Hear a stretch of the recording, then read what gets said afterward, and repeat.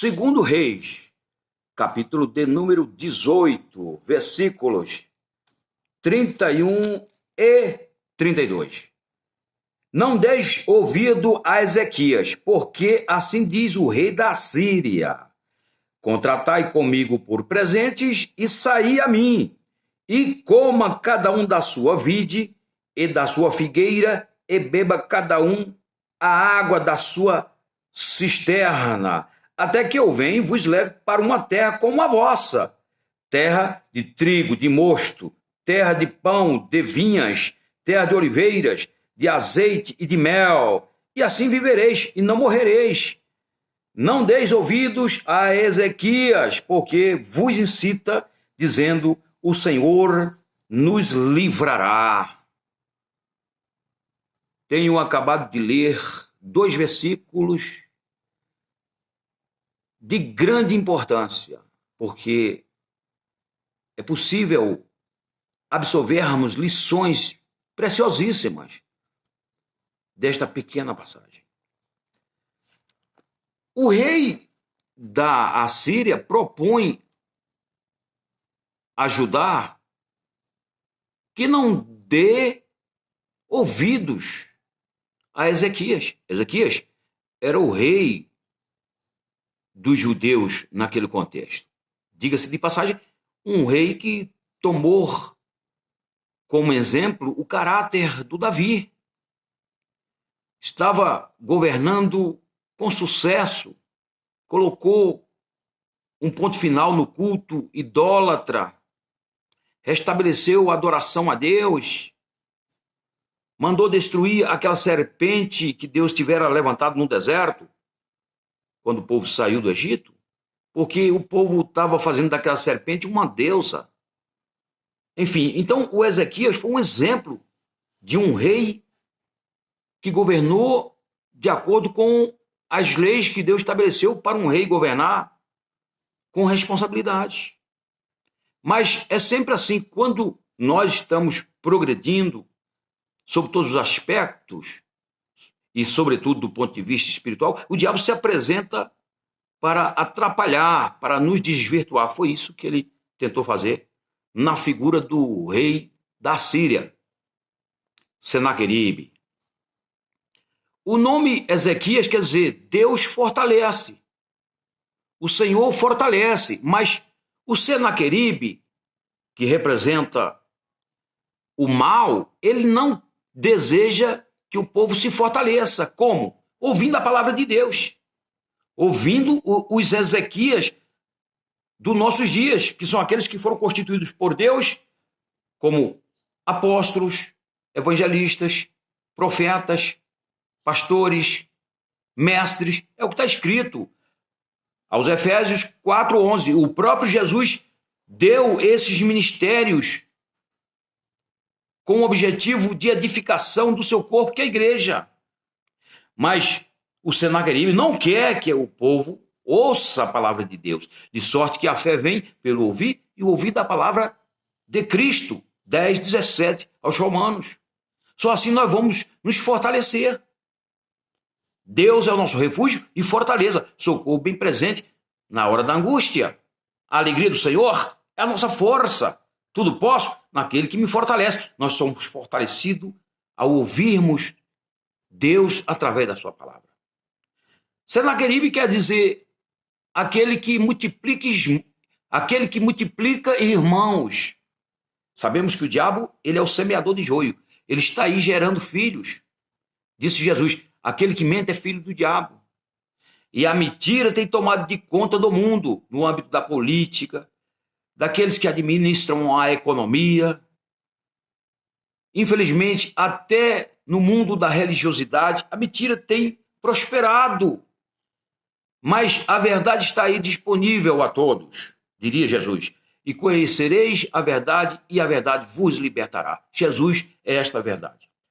Lição de número 2. A primeira lição é essa. Ele dá uma sentença para que o povo não ouça Ezequias. Nós temos que ouvir, sim, a palavra de Deus através dos ministros, homens e mulheres levantados por Deus para pregar a sua palavra.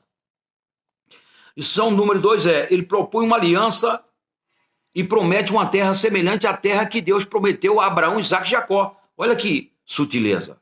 É muita ousadia, né? O diabo fica prometendo o que não pode dar. Porque, em suma, só existe dois reinos. O reino da luz e o reino das trevas. A Bíblia diz que nós fomos transportados do império das trevas para o reino do Filho do seu amor, para o reino de Deus. Colossenses 1,13.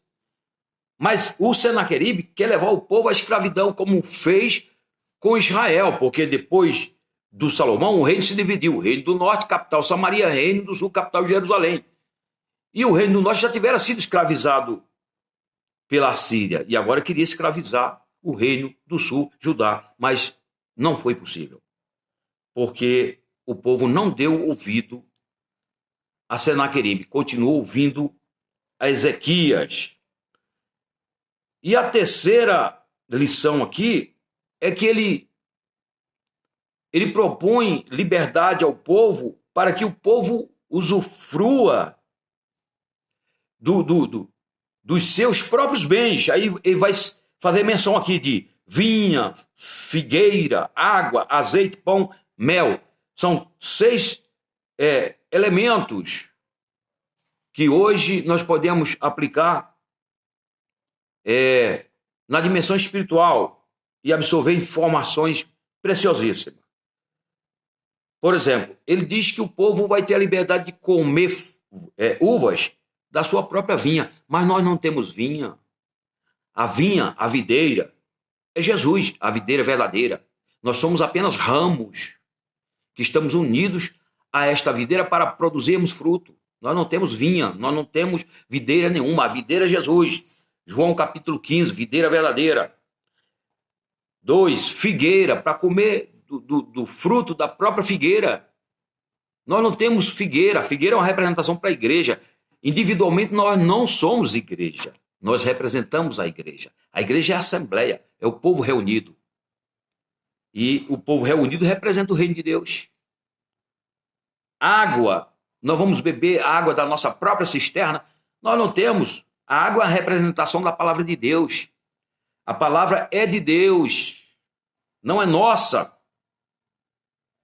Azeite é símbolo do Espírito Santo. Faz lembrar quando Jesus propôs a Pedro comprar o poder do Espírito. E Pedro pronunciou uma palavra de maldição. Não se compra azeite. As virgens tolas foram comprar azeite. E aí ficaram de fora, né, do casamento, né, quando aquelas 10 virgens estavam aguardando o noivo. O azeite não se compra, nós recebemos de graça. Pão é símbolo do próprio Jesus. Ele diz, aquele que crê em mim jamais terá fome. E mel representa a palavra revelada. O diabo, ele nos leva a usufruir de tudo isso, sendo que nada disso nos pertence. Nós somos meros administradores, tudo pertence a Deus. E o diabo promete mundos e fundos, mas ele coloca o homem no fundo do poço, porque ele não tem nem as chaves do inferno, que é o lugar que foi preparado para ele e seus demônios. Jesus disse, eu fui morto, mas revivi, tenho as chaves da morte e do inferno. Apocalipse 1:18.